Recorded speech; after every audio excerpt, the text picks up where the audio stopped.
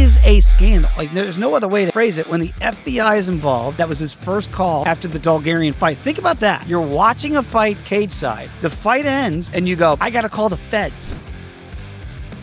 So where are you on this? Because there's a lot of things out there in the media and in social media that you got to go, all right, just because you lost a bet doesn't mean it was fixed.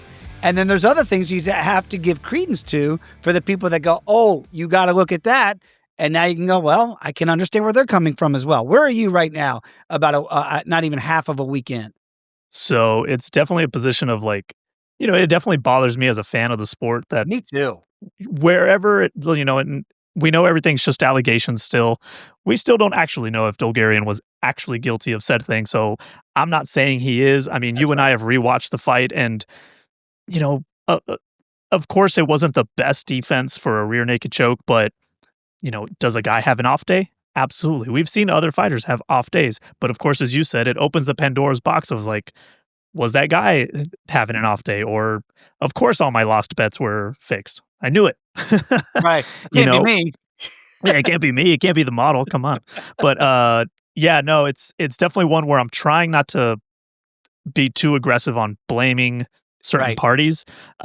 But at the same time, there's definitely a lot more out there than I think we ever even realized. I mean, so I saw the movement start happening on Twitter. I saw people start posting, hey, this first round prop's getting hit like crazy.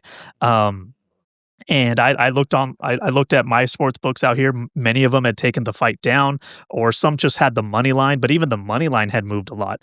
And it was one of those where I personally thought maybe this is injury related. That was my first inclination. I never thought, oh, there's a fix. I just thought maybe this is injury related. You go back, I looked it up. It was like 3 weeks ago, Lucas Almeida, who had gone on the scales with that broken hand, right? Yes. That was 3 weeks ago. What happened the next day? The numbers were moving. Now, he was already the underdog. His number just grew. And those are things that could be flagged as well, right? Those are things that the integrity companies are watching for. Mind you, no foul play, just a guy with a broken hand, but that brings into question, should some of these fights be pulled? And that was kind of my bigger thing with what happened on Saturday was, especially once we found out that the FBI had already informed the UFC of some possible things. Like, I understand they spoke to the Dulgarian and his team, but I mean, what is he supposed to say? Like, yeah, oops, I am fixing to take the dive. Especially for, you and Doug were talking about, especially for something on the Apex card where there's no implications to this fight. This fight wasn't like it's not the main event. Yes, it was on the main card, but we're talking 3-4 fights deep. Why not just pull it, and just say Dulgarian has had to pull out of the fight for undisclosed reasons. That was my biggest question, was why wasn't the fight just scrapped if that was already a question? But I'm not saying the UFC is involved. I'm not saying Dana's involved either. Like, kind of like you guys said, like, think what you will of how he does things. I don't think they're involved. They don't want this. They don't want this scuff mark on the company. No. So not for $1 billion corporation. $16 million is what we're hearing was actually wagered on that fight. Now that is a ton of money for an obscure fight on UFC Apex card. So the good news is, and I tried to point this out on VSiN by the books this week too, is that it got flagged. And then the information was then transferred to Dana, as you mentioned, and Dana did address it, as you pointed out, to the fighter and their camp, and said, and from Dana's, this is what Dana says, and I have no reason to doubt Dana on this. Hey, are you okay? Like, are you? Yeah. Is there an injury we don't know about? Is there something going on outside? Has someone approached you? Yeah, right. He went through all those things, and to Dana's answer was, they swore up and down that everything's good, so he went, okay, I got to take the fighter at his word because I've addressed it with him, but then they immediately dropped him from the roster right after that fight too. So there is something going on here. Clearly, something is amiss, and I'm with you. Let's not rush to judgment. Let's not say that every fight was fixed, because now people are going down those rabbit holes, not just from Saturday night, but as you mentioned, from fights earlier.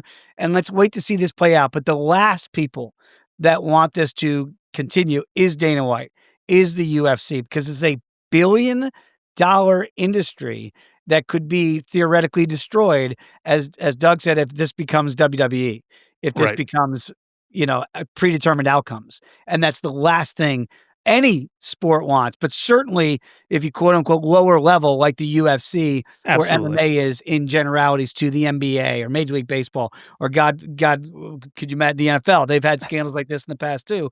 But I think that's why we see those governing bodies in the NFL, in Major League Baseball, in the NBA come down as swiftly as they do. I would assume, Rob, if it's referees, if it's corners, if it's fighters, we hope all this gets weeded out so that this cannot potentially go on in the future. That's kind of what messed up boxing for a long time. Yes. Right. And it's the last thing the UFC wants to be associated with. The sport has worked so hard to get where it's at. And sure, maybe there's things we disagree with, maybe there's too many events and things like that. But at the end of the day, this is the one thing they do not want to be associated with. And I do believe they're going to do everything they can to squash this. The issue is I'm worried how deep this is, like how many fighters are actually involved. As you and I saw on Twitter, a couple fighters did tweet out, "Hey, I was approached," but then those tweets have like since been deleted, and some of them were like, "I was just joking," which very poorly timed jokes. Yeah. So it's hard to know, and it's all these things that it just raises more eyebrows and more. I was like, well, but were you actually approached, and did someone tell you, "Hey, maybe let's not bring that up"? From the fandom side of it, right? Forget about what we do as gamblers and handicappers. As a fan of the sport, somebody that loves MMA as much as we do, and I've been an advocate for the sport for 2 decades to bring it into the mainstream. That's been one of my goals on every platform I've ever had, is to make this something that we don't look at and go, "Oh, that organization, well, you know what's going on there." You Yeah. can't have that, right? So you want to be taken seriously. Dana wants to be taken seriously. The UFC wants to be taken seriously. And this undermines a lot of that trust in the general public if you start to look at it and go, is this really even a real sport anymore? Yes, we love it. We want it to be. We love watching these men and women put their bodies on the line for our entertainment each and every week. So we got to make sure that those fighters have an equal chance. If it's referees, if it is fighters, if it's promoters, if it's James Kraus situation, some of these things, man, they've got to be rooted out to make sure going forward that there's no sense of impropriety.